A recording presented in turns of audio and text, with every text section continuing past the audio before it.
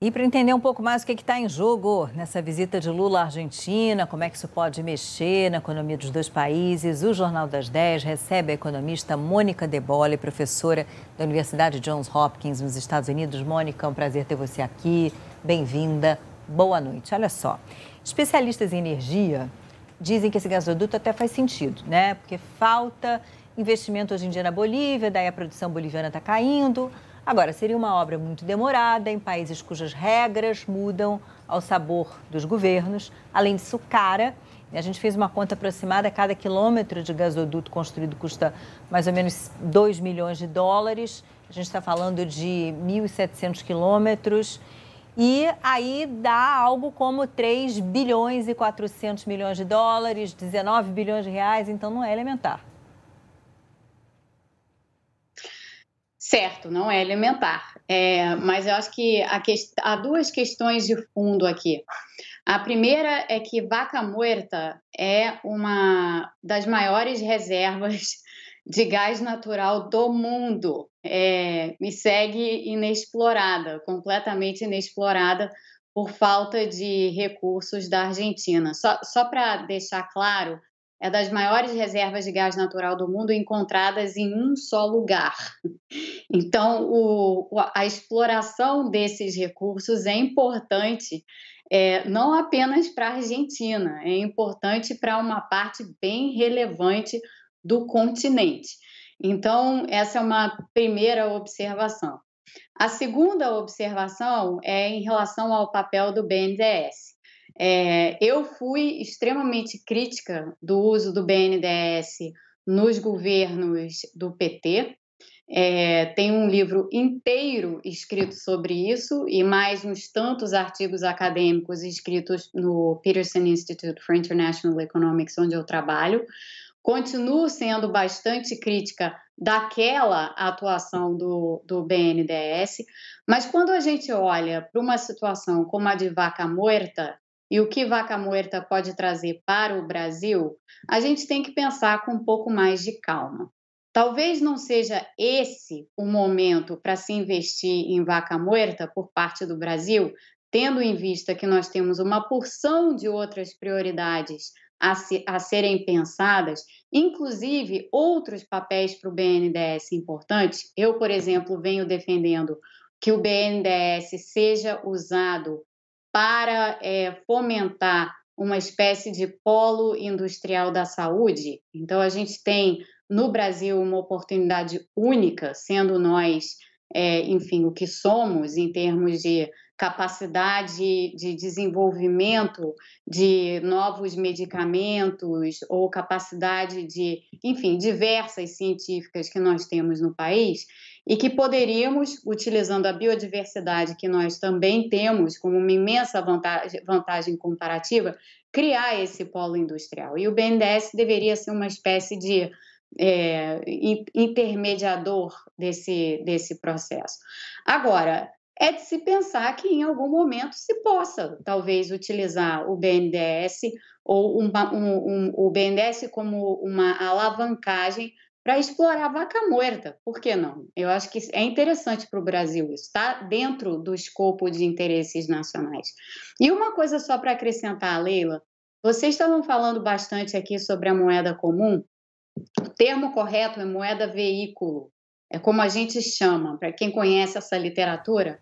A moeda veículo, ela funciona com uma função só, ela funciona apenas com a função de ser uma unidade de conta, uma unidade de denominação. Então, você utilizar uma outra moeda que não o dólar. Hoje, a moeda veículo, que faz a denominação das transações bilaterais entre Brasil e Argentina, é o dólar.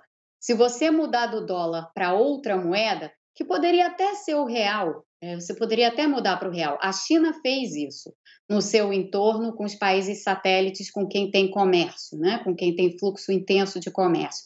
Era dólar, a moeda veículo, passou a ser renminbi, a moeda veículo. A gente poderia fazer isso com o real, mas, claro, existe toda uma discussão política e geopolítica por detrás da moeda a ser utilizada. Então, cria-se uma outra moeda veículo e essa moeda veículo, então, passa a ser o fator de denominação, a unidade de conta, a unidade de referência, como se fosse uma ORV, na realidade. Então, esses riscos que estão sendo apontados por muitos, que estão todos relacionados à utilização de uma moeda única, ou uma moeda comum, como as pessoas estão falando tanto no Brasil, sim, esses riscos seriam reais se essa fosse a proposta. Mas essa não é a proposta. A proposta é criar uma unidade diferente de denominação de correntes de comércio e de correntes de fluxos financeiros. Então, no final, você não importa risco de ninguém. O Brasil não vai importar risco da Argentina, assim como o Brasil não importa hoje os riscos dos Estados Unidos por ter o seu comércio denominado em dólares. Nós não estamos, por exemplo, importando a discussão sobre os limites de endividamento que estão agora em discussão no Congresso norte-americano, porque o nosso comércio é denominado em dólares. Então, eu acho importante esclarecer isso para aqueles que nos acompanham aqui na Globo News, porque, de fato, nesse assunto houve muita confusão e moedas veículo, por acaso, são uma das minhas linhas de pesquisa, então achei importante esclarecer. Por isso que o Jornal das 10 trouxe a Mônica Debole aqui para conversar com a gente. Aí eu aproveito, Mônica, e te pergunto que leitura você faz aí dessa possibilidade de ter Banco do Brasil financiando empresas brasileiras que exportam para a Argentina, Banco da Nación financiando empresas argentinas que exportam para o Brasil e você ter ali um fundo soberano, garantidor para longo prazo de financiamento. O que você acha disso? Isso foi bastante falado hoje. Eu acho que a gente precisa ver qual é o desenho disso antes de dar opinião, né? Assim, em princípio, caso você crie ou você use, né? Nós temos um fundo garantidor já, o FGE. Caso você utilize o instrumento FGE com garantias, com boas garantias, então vamos lá. O que seriam boas garantias? A Argentina, como o Brasil, é um país exportador de commodities. É um país que exporta muito trigo, inclusive como vocês, e todos os outros produtos da cadeia do trigo, como vocês mostraram aí os números. Trigo é uma commodity negociada nos mercados internacionais e os contratos de trigo e os contratos da cadeia relacionada ao trigo são contratos negociados com enorme liquidez nos mercados internacionais de commodities. Então, suponhamos que fossem usadas como garantias os contratos internacionais feitos pela Argentina de trigo, da cadeia do trigo, só usando isso como um exemplo. Essa é uma boa garantia? É uma boa garantia. É uma garantia que, inclusive, está respaldada pelos mercados internacionais. E ela é líquida, ela tem liquidez. Esses contratos têm liquidez. Você vai lá e você vende o contrato e, em troca, você recebe dólares. Então, assim, a depender do desenho, a depender do arranjo que se faça, é plausível. E é plausível, inclusive, indo além dos bancos públicos, que eu acho que não é a real preocupação aqui. A real preocupação é destravar os canais de financiamento dos bancos privados. Isso seria uma boa coisa e provavelmente bem vista pelos bancos privados, porque só lembrando, o financiamento e as correntes de financiamento Brasil-Argentina, elas nunca correram dos bancos públicos para empresas privadas ou bancos na Argentina. Elas sempre correram dos bancos privados, eram os bancos brasileiros que tinham investimentos na Argentina e que deixaram, em grande medida, de ter esses investimentos precisamente porque a Argentina está há tanto tempo em crise e precisamente porque a Argentina não dispõe dos dólares para pagar de volta ou para, enfim, honrar os seus compromissos esses, muitos deles, com bancos privados brasileiros. Então, o mecanismo, ele na realidade tem que ser desenhado com uma visão muito mais ampla do que banco público isso, banco público aquilo. Não, a visão é como é que você